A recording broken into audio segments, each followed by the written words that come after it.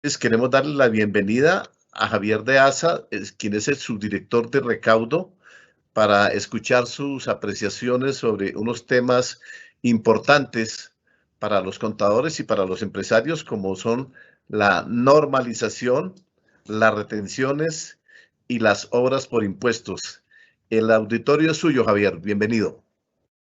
Bueno, Carlos, muchísimas gracias por esta invitación. Muchas gracias a usted y obviamente a todos los asistentes en esta sesión de hoy. Para nosotros es muy importante estar en este espacio, estar con este auditorio, pues porque finalmente ustedes son socios estratégicos de nosotros, ¿cierto? Y como pues ya lo han venido mencionando eh, mis colegas de la DIAN, ¿cierto? Como lo mencionó Julio, ustedes hacen parte fundamental de este proceso de reactivación económica que pues ya viene tomando un ritmo impresionante, ¿cierto? Es un ritmo que realmente no está en las proyecciones ni del analista más optimista, ¿sí? Vamos a un ritmo impresionante y eso nosotros también lo estamos viendo reflejado en el recaudo. Bueno, entonces voy a compartir la presentación.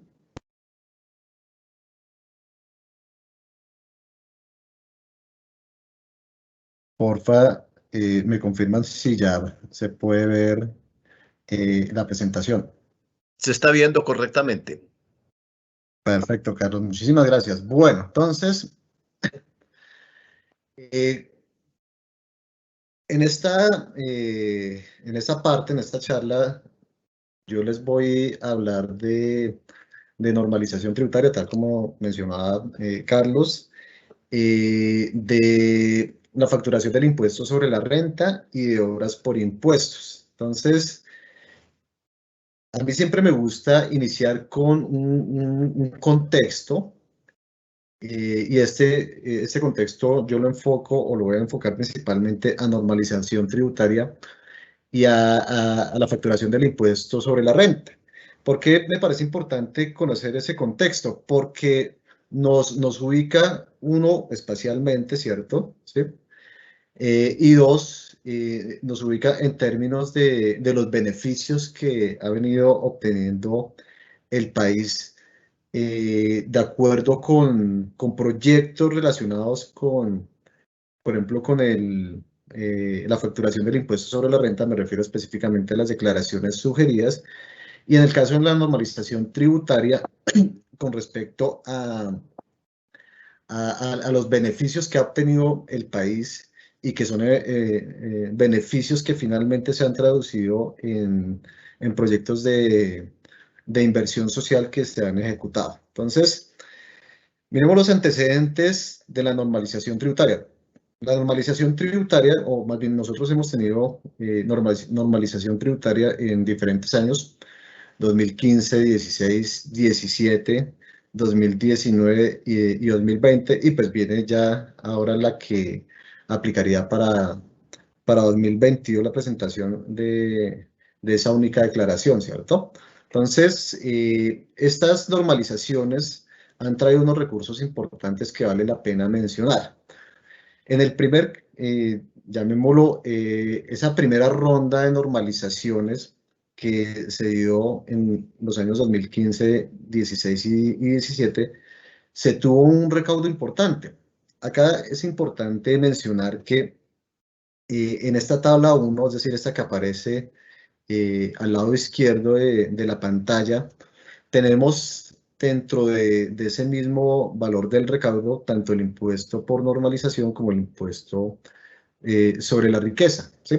Esto teniendo en cuenta que la presentación de la declaración se realizaba por medio del formulario 440, ¿cierto? Y pues ese formulario no permitía la desagregación de ese saldo a pagar entre estos dos impuestos. Pero ahí vemos unos recursos importantes que se recaudaron. Por ejemplo, en el año 2015 tuvimos un recaudo de 312.000 millones de pesos. El año, bueno, año agradable, me estoy refiriendo, 2016, 494.000 y 2017, 1.7 billones de pesos, casi 1.8 billones de pesos. Para el impuesto de normalización, en este caso, bueno, acá estamos hablando más de año de presentación, ¿cierto? Acá quedó mal realmente el nombre, ¿cierto? Es año de presentación. En el año 2019 se tuvo, bueno, y acá también hay un pequeño errorcito. Acá sí estamos hablando solamente del impuesto de normalización, ¿cierto? El de riqueza no, porque acá para año grabable 2018 nosotros ya teníamos el formulario 445, ¿cierto? Entonces, de acuerdo con eso, nosotros tenemos que ese recaudo que se dio en el año 2019 fue de 1.1 billones de pesos, que es un valor importante teniendo en cuenta que ya veníamos de una primera ronda de normalizaciones, ¿cierto? Y que en la última, ¿cierto? Se había recaudado un poco más de 1.7 billones de pesos. Y acá tenemos un resultado bastante interesante y es con respecto a lo que se recaudó en año 2020, ¿cierto? En el año de presentación 2020, que fueron 629.000 millones de pesos. Y es muy relevante porque estamos hablando de 2020, año en el cual se tuvo bueno, tuvimos la pandemia, por eso no estoy diciendo que ya la pandemia ha desaparecido, pero ese gran efecto económico que tuvimos en el año 2020, ocasionado por la pandemia de COVID, que se comparó con la Gran Depresión de finales de los 20, ¿cierto? Para por 1929 es donde uno siempre ve en los textos esa referencia al impacto más fuerte. Acá obtuvimos un poco más del 50% de lo obtenido en año 2019. ¿Por qué es relevante esta parte? Porque en año de pandemia y después de un gran esfuerzo en normalización que se hizo en el año 2019, llegamos a un poco más del 50% de recaudo, que es una cifra considerable y nos muestra esos beneficios que viene trayendo al país la normalización tributaria. Antes de pasar a, a meternos en lo que nos dice la ley 2155, es importante mencionar que la normalización que quedó en la ley 2155 y que le han dado palo, se hacen unos análisis más que todo lineales, ¿cierto? Entonces se dice, bueno, es que acá se está dando eh, una, unos beneficios, ¿cierto? Para aquellos omisos, ¿cierto? Se están dando unas amnistías, pero lo que no se tiene en cuenta en esos análisis lineales es que cuando se lleva a cabo un proceso de fiscalización, es un proceso que toma años, ¿cierto? Es un proceso que implica unos costos, ¿sí? Costos directos, costos de oportunidad, y pues obviamente va a haber un recaudo, ¿cierto? Pero si uno hace el ejercicio, o sea, si uno tuviera todos los datos, si uno hiciera el ejercicio completo, ese recaudo neto que uno traería a valor presente seguramente sería un valor inferior al que se ha logrado por medio de estas normalizaciones tributarias, por un lado. Por otro lado, se perdería algo fundamental y es la oportunidad de tener esos recursos en en ese momento determinado de tiempo. ¿Y a qué me refiero con perder por ejemplo, ese timing, ¿cierto? A que son recursos que se necesitan para proyectos de inversión social, ¿cierto? Y el que nosotros diluyamos durante varios años ese potencial recaudo, eso implica que muchos proyectos de inversión social no se pueden llevar a cabo en el momento, ¿cierto? Y que tienen que ser aplazados, ¿cierto? Obviamente generando un costo social importante. Bueno, ¿qué nos dice la ley 2155? La ley 2155 nos dice que se crea el impuesto de normalización tributario. Dame un momento, por favor. ¿Listo? y que obviamente es un impuesto temporal y este reiría a partir del 1 de enero de 2022 y sería como impuesto complementario al impuesto sobre la renta. ¿Listo? Entonces,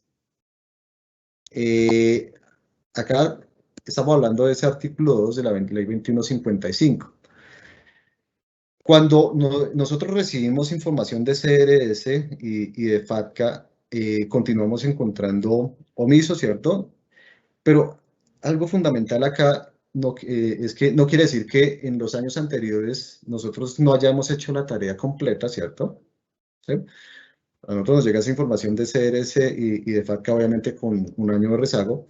Y una vez se realiza el procesamiento de la información, una vez se hace esa limpieza, porque es una limpieza que tiene sus bemoles en el sentido que en muchas ocasiones no tenemos un ID como tal de cada persona, ¿cierto? Entonces tenemos que recurrir a otras técnicas para tener identificado a la persona de manera precisa, ¿cierto? Entonces, ese impuesto se causa por la posesión de activos omitidos o pasivos inexistentes al 1 de enero de 2022. ¿Cuál es la base gravable? La base gravable de este impuesto es el costo fiscal de los activos omitidos. Esto conforme con las reglas del título 2 del libro 1 del Estatuto Tributario o el autoavalúo comercial que establezca el contribuyente con soporte técnico. Debe corresponder como mínimo al costo fiscal de los activos omitidos determinados por las reglas del Estatuto Tributario. Para el caso de los pasivos inexistentes, este será igual al valor fiscal según lo dispuesto en el título 1 del Estatuto Tributario. Bueno, entonces, continuemos.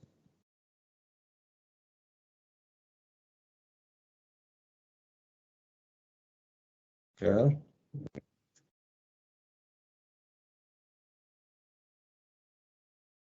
Bueno, aspectos importantes cuando los contribuyentes antes del 31 de diciembre de 2022 repatrien efectivamente los recursos omitidos del exterior a Colombia y los inviertan con vocación de permanencia. La base gravable será el 50% del valor de estos recursos omitidos. Acá quiero agregar otro aspecto fundamental relacionado con ese contexto, y es que lo que se logró con las normalizaciones tributarias recientes permitió una repatriación de más o menos 5 billones de pesos, obviamente con vocación de permanencia, y estos 5 billones de pesos ya hacen parte del stock de capital del país, contribuyendo a un mayor crecimiento de la economía, obviamente, ¿cierto? Y también permitiendo que por medio de ese aumento del stock de capital se tengan unos beneficios sociales como son, por ejemplo, aporte en la generación de empleo. La tarifa del impuesto complementario de normalización tributaria es del 17%. Bueno, con respecto a la declaración, esta se declarará, liquidará y pagará de manera independiente hasta el 28 de febrero de 2022. Y la tarifa, pero la tarifa no, sino la tasa de cambio vigente a 1 de enero de 2022, más bien la tarifa, la tasa, perdón, de cambio que se utilizará, ¿cierto? Para esa declaración y liquidación y obviamente pago, es la que estará vigente estará vigente a 1 de enero de 2022.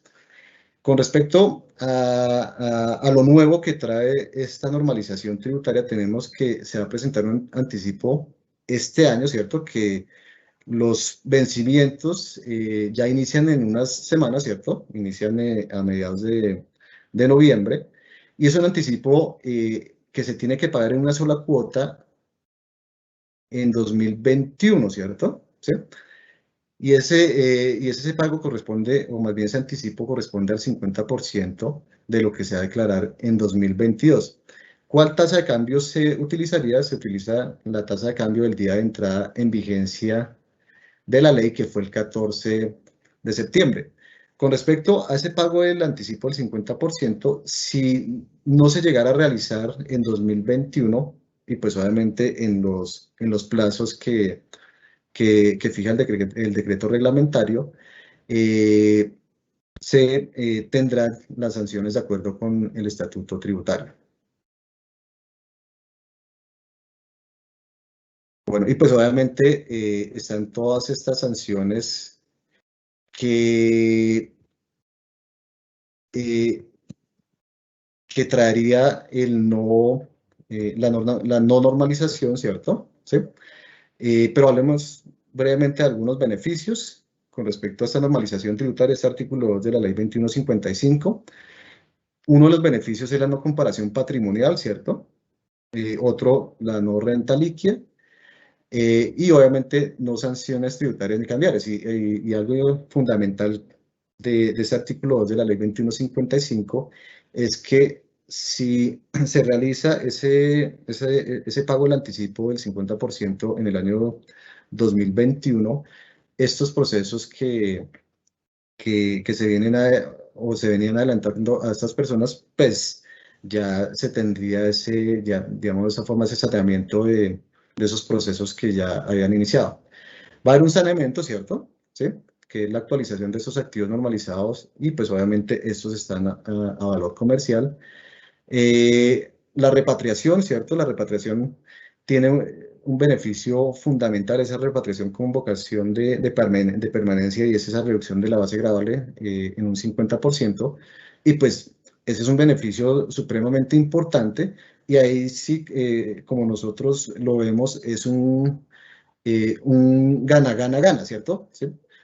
Ganan los contribuyentes que realizaron esa repatriación con vocación de permanencia, ¿cierto? Obviamente gana el país en términos de ese recaudo que se obtiene, por un lado, ¿cierto? Y por otro, con esos activos que se van a vincular a ese proceso productivo por medio de un incremento en el stock de capital. Y pues finalmente también ganan los ciudadanos porque esos activos que se repatrien va a generar impacto social, ¿cierto? Van a contribuir, obviamente, con la reactivación de la economía, también van a contribuir, obviamente, de la mano con esa reactivación de la economía, con la generación de empleo, que esos finalmente terminan siendo impactos sociales relevantes que no se deben perder de vista. ¿Qué efectos de la no normalización se tienen? Hay unos efectos tributarios, ¿cierto? Y otros efectos penales. Dentro de los efectos tributarios es que se incluirá como un ingreso gravable, ¿cierto? ¿Sí? Y liquidado el impuesto correspondiente hasta en un 39%. Está obviamente la sanción del 200% sobre el valor del impuesto. Y pues penales tenemos la omisión de activos por valor superior a los 5.000 salarios mínimos, que eso termina siendo más de 4.500 millones de pesos. Para 2021 dará lugar a una pena de prisión entre 4 y 9 años. Entonces es fundamental también tener en cuenta esto. Bueno, listo. Dentro de los mecanismos de lucha contra la evasión tenemos la facturación del impuesto sobre la renta. ¿Sí? Esto es fundamental porque nosotros venimos impulsando o más bien dentro del impulso que nosotros le estamos dando a esos mecanismos de lucha contra la evasión, están las declaraciones sugeridas que finalmente van a terminar siendo la base de, esa determinación del impuesto o de la factura del impuesto sobre la renta. Entonces, veamos acá un pequeño contexto de lo que han sido las declaraciones sugeridas del impuesto sobre la renta para personas naturales. Entonces, acá nosotros vemos una dinámica importante en cuanto a las declaraciones sugeridas puestas a disposición para las personas naturales. Desde el año grabable 2018, en el cual se pusieron a disposición 781.012 declaraciones sugeridas. Para año grabable 2019, ¿cierto? Es decir, las que nosotros pusimos a disposición en el año 2020, dimos un salto importante, y dimos un salto importante en un momento en el cual la pandemia nos estaba pegando bastante fuerte, ¿cierto? En el cual la pandemia había golpeado prácticamente a todos los sectores económicos del país. Y nosotros, con este mecanismo de las declaraciones sugeridas, con esta herramienta, que lo que busca es continuar con esa línea de cercanía con el contribuyente, de tal manera que por medio de estas declaraciones sugeridas se pueda reducir estos costos de cumplimiento, ¿cierto? Es decir, estos costos de presentación de la declaración de renta para las personas naturales. Pasamos de 781.012 a 3.095.575, con algo muy, muy importante, y es que para el año grabable 2018 nosotros nos enfocamos en una población principalmente compuesta por trabajadores asalariados y por pensionados. Entonces dirán, bueno, pero ¿por qué nos enfocamos en esa población? Por la siguiente razón: era el primer año en el cual nosotros salíamos a producción con esta importante herramienta, y nosotros necesitamos estar muy seguros que la herramienta está funcionando bien, ¿cierto? ¿Sí? Y acá hago un pequeño paréntesis. Esto hace parte de los proyectos que estamos trabajando en la vida, en esos proyectos de analítica, ¿cierto? Que no incluyen solamente un área de la entidad, sino incluyen a todas las áreas de la entidad. Y acá estamos hablando, por ejemplo, para año grabable 2020, nosotros utilizamos más de 100 millones de registros para la elaboración de las declaraciones sugeridas para renta a personas naturales, que provenían de un poco más, si no me falla la memoria, de 430.000 terceros obligados a presentar la información exógena. Entonces, eso quiere decir que esta información exógena tributaria nosotros le estamos haciendo un uso intensivo, y estamos haciendo un uso intensivo para beneficio de las personas naturales. Nosotros queremos facilitarle esa obligación de presentar su declaración, ¿sí? Que nosotros obviamente somos conscientes que al ser un proyecto de Big Data, que este es un proyecto de Big Data, todavía tenemos cosas por mejorar, ¿sí? Hemos venido mejorando de manera sustancial, hay cosas que seguimos mejorando, pero acá es importante también dejar en claro que cualquier proyecto de Big Data va a tener unos problemas con la información. Y hay algo que las personas que han trabajado con Big Data saben, y es que si llega una persona a decir que desarrolló un proyecto de Big Data y que la información está 100% bien, muy seguramente está mintiendo, ¿sí?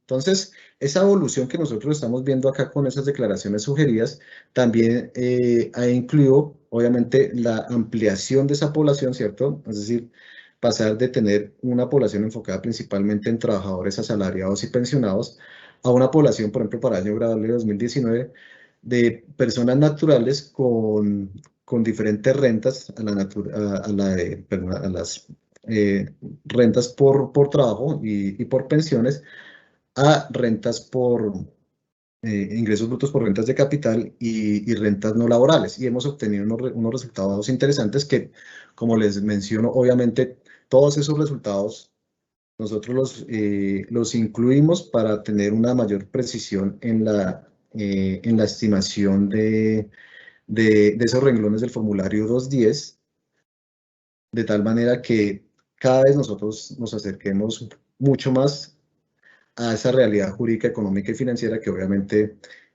cada persona, o únicamente cada persona la conoce. Bueno, hablemos de resultados. Para año grabable de 2018, nosotros no hablamos obviamente de declarantes nuevos inducidos por las declaraciones sugeridas. Acá hay un pequeño error con la fecha. Fecha de corte es 8 de octubre, perdón. Para año grabable 2019 logramos algo fundamental, y es que nosotros hacemos a partir más bien de la elaboración de las lógicas del negocio. Esas lógicas del negocio están dirigidas hacia la estimación de los renglones del formulario 210, ¿sí? Que nos permita, obviamente, la información exógena tributaria. Entonces, hay una etapa cero que tiene esas lógicas y es la identificación de los declarantes o de los potenciales declarantes, de acuerdo con el cumplimiento de alguno de los conceptos o alguno de los topes para, valga la redundancia, estar obligados a presentar su declaración de renta. Entonces, acá hay un resultado muy bueno para el año grabable 2019 y es que pasamos, o más bien, logramos que 268.861 declarantes que nosotros, para los cuales nosotros hicimos un barrido de los últimos 5 años, no habían presentado su declaración de renta y lo hicieron por primera vez en esa ventana de tiempo. Ese es un resultado muy bueno, teniendo en cuenta que estamos hablando de año 2020, ¿cierto? Este es año grabable 2019, pero obviamente las presentaciones son las presentaciones de las declaraciones son de año 2020.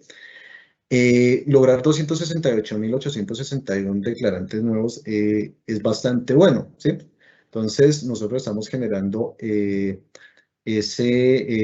por medio de esta herramienta o instrumento de facilitación para los contribuyentes, estamos atacando obviamente la evasión, ¿cierto? Y hemos tenido resultados muy interesantes. Para año grabable 2020, es decir, hoy tenemos, perdón, hoy no, ayer fue el último vencimiento, tenemos unos resultados parciales, como les decía, al 8 de octubre y son resultados muy, muy buenos. Con corte a 8 de octubre tenemos 518.191 declarantes nuevos que nos han realizado pagos de más o menos 97.000 millones de pesos, ¿sí? Los 268.861 año grabable 2019 nos realizaron pagos por 35.000 millones de pesos, ¿cierto? Entonces, acá estábamos hablando que gracias a las declaraciones sugeridas puestas a exposición para año grabable 2020, nosotros logramos prácticamente triplicar, o muy seguramente triplicamos el valor pagado, ¿cierto? Con respecto al año grabable 2019 y lo mismo va a ocurrir con el número de declarantes, ¿sí? Vamos a tener un número de declarantes nuevos que puede estar un poco por debajo de 3 veces lo que nosotros vimos con año grabable 2019. ¿Por qué es tan relevante ese resultado para año grabable 2020? Por la siguiente razón, y es que estamos hablando de un año de pandemia, ¿cierto? ¿Sí? Acá estamos hablando de los ingresos de las personas naturales en un año de pandemia, en el cual la tasa de desempleo creció a niveles históricos, ¿cierto? ¿Sí? Sí, solamente un poco comparables a la crisis económica y financiera que vimos a finales de la década de los 90.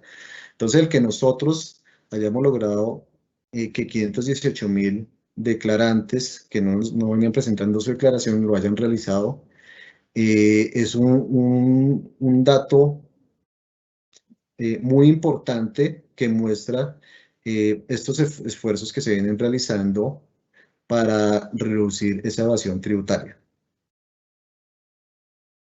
Bueno, con respecto al impuesto sobre las ventas, nosotros ya hemos realizado 2 salidas a producción.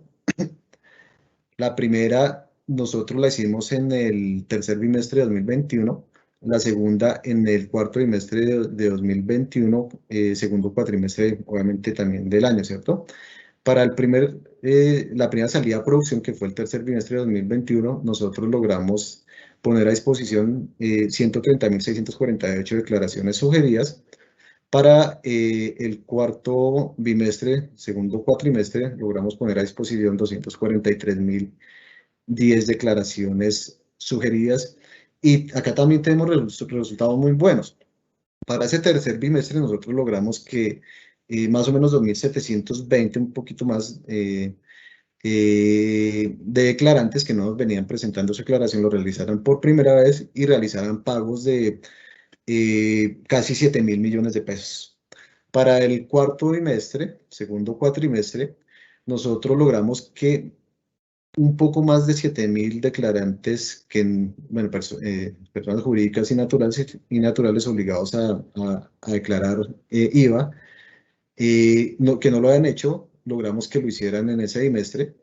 Y esos un poco más de 7.000 generaron un saldo a pagar de un poco más de 28.000 millones de pesos. Entonces, acá tenemos resultados también muy contundentes en términos del impacto que estamos teniendo con las declaraciones sugeridas del impuesto sobre las ventas.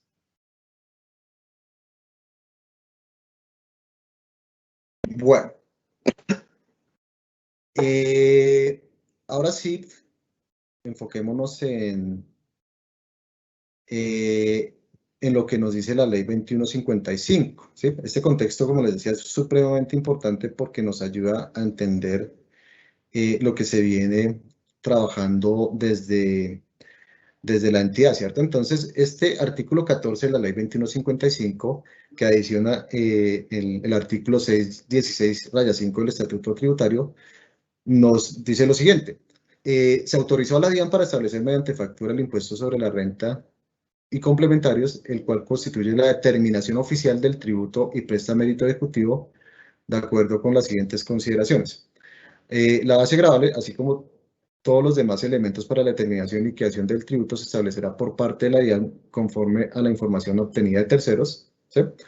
Entonces, acá obviamente nosotros tenemos la información del sistema de factura electrónica, tenemos la información exógena tributaria y tenemos información que nos suministran, por ejemplo, otras entidades de acuerdo con convenios que tiene la entidad. ¿Listo? Entonces, si el contribuyente no está de acuerdo con la factura expedida por la DIAN, estará obligado a declarar y pagar el tributo atendiendo lo dispuesto en el Estatuto Tributario entre los 2 meses siguientes contados a partir de la inserción en la página web de la DIAN. En este caso, la factura perderá fuerza ejecutoria y contra la misma no procederá recurso alguno. Para que la factura del impuesto sobre la renta, pierda fuerza ejecutoria y en consecuencia no proceda recurso alguno, la declaración del contribuyente deberá incluir como mínimo los valores reportados en el sistema de facturación electrónica. Si el contribuyente presenta la declaración correspondiente, la DIAN podrá expedir una liquidación provisional o determinar el impuesto según las normas establecidas en el Estatuto Tributario. Finalmente, la DIAN se encontrará en la obligación de garantizar el debido proceso y demás derechos de los contribuyentes conforme con lo dispuesto en la ley. Bueno, entonces, nosotros a partir de lo que venimos hablando con declaraciones sugeridas, identificamos potenciales omisos del impuesto sobre la renta. ¿Sí? También desde la subdirección de control de cobranzas y de control extensivo, se adelantan diferentes campañas, diferentes programas, por medio de los cuales también se identifican potenciales omisos, ¿cierto? Entonces, esa es una tarea que realizamos desde la Dirección de Gestión de Impuestos, ¿cierto? Es una tarea, un trabajo en equipo, y a partir de esa identificación de estos omisos, nosotros hacemos toda la depuración de los datos, ¿cierto? Y esto nos permite identificar aquellos potenciales omisos para los cuales nosotros identificamos que tenemos consistencia con la información, ya sea de la exógena tributaria, ¿cierto? Ya sea la que proviene del sistema de factura electrónica o la que viene o proviene de fuentes relacionadas con convenios que tenemos con las otras entidades, ¿cierto? Entonces, nosotros, ¿por qué utilizamos estas fuentes de información, ¿cierto? De esta forma, porque nosotros lo que buscamos es tener la mayor consistencia en la información, ¿sí? Que, como les decía, en cualquier proyecto de Big Data se puede tener problemas de calidad de la información, ¿cierto? Y precisamente lo que nosotros buscamos con la interacción o integración más bien de las diferentes fuentes de información es precisamente minimizar esos posibles errores que se puedan tener por calidad de la información, ¿cierto? Que como ustedes muy bien saben, es información que no genera la DIAN, ¿cierto? Sino es información generada por terceros y pues obviamente nosotros como DIAN no podemos hacer cambios o correcciones de esa información que nos reporta. ¿Listo?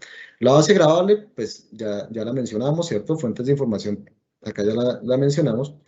Y la notificación será por medios de mecanismos y términos previstos en el estatuto tributario. Bueno, ya como se mencionaba, esa declaración deberá presentarse dentro de los 2 meses siguientes contados a partir de la notificación. Y acá nosotros tenemos 3 posibles escenarios o 3 posibles casos. El primer caso es, listo, a mí me llegó la notificación, ¿cierto? Entro a revisar la factura que me generó la DIAN de mi impuesto sobre la renta. Yo reviso, eh, los valores que están ahí están de acuerdo con mi realidad jurídica, económica y financiera. ¿Qué hago? Presento mi declaración y realizo el pago, ¿cierto? Obviamente dentro de los términos, ¿cierto?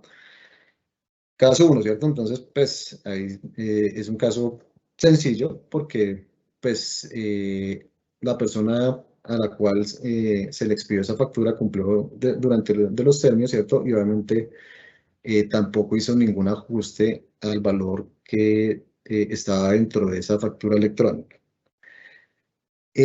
Segundo caso, segundo escenario.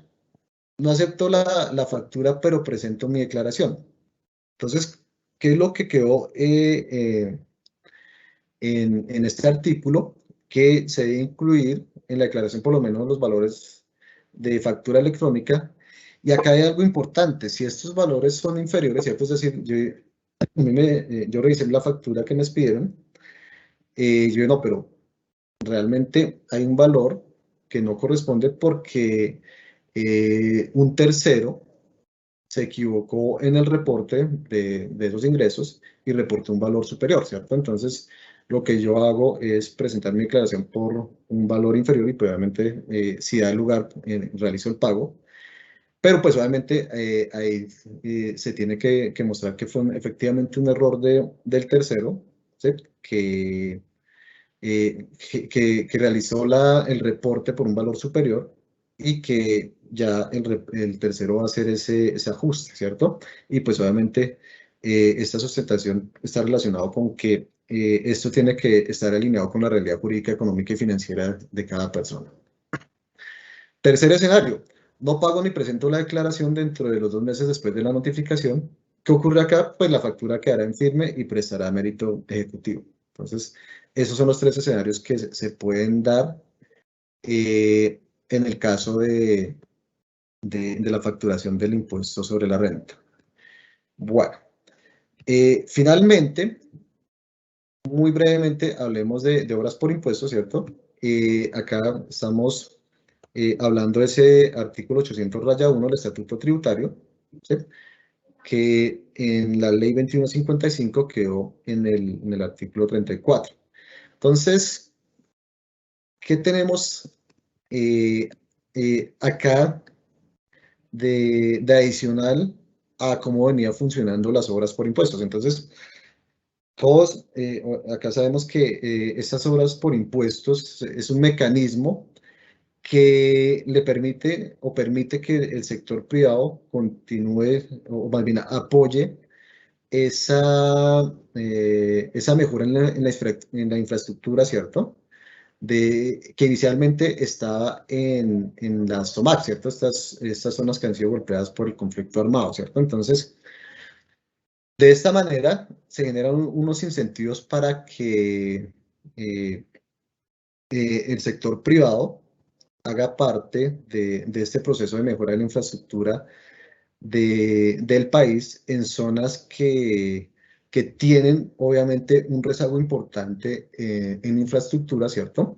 Y que necesitan de la mano no solamente del sector público, sino también del sector privado para mejorar sus condiciones de vida. Entonces, ¿qué es lo que tenemos acá? Que es esa ampliación, ¿cierto? De estas de ese alcance que inicialmente estaba para la SOMAC. Entonces, tenemos que se incluyen aquellos territorios que tengan altos índices de pobreza de acuerdo con los parámetros definidos por el gobierno nacional. Y pues obviamente acá está incluido todo el tema de la definición de los índices de pobreza de acuerdo con la metodología que utiliza el DANE, ¿cierto? metodología y pues obviamente estimación. Territorios que, ¿para qué territorios se amplía también? Territorios que carezcan total o parcialmente de una infraestructura para la provisión de servicios públicos domiciliarios, en este caso obviamente energía, acueducto, alcantarillado, gas, entre otros. Entonces, esto es supremamente importante porque nosotros vemos un rezago importante en regiones del país que no tienen acceso o tienen acceso parcial a estos servicios públicos domiciliarios. Entonces, todo esto está dirigido hacia una mejora en la calidad de vida de estas zonas, ¿cierto? Que ya dejaron de ser solamente la SOMAC, ¿cierto? Y ahora se amplió a otros territorios.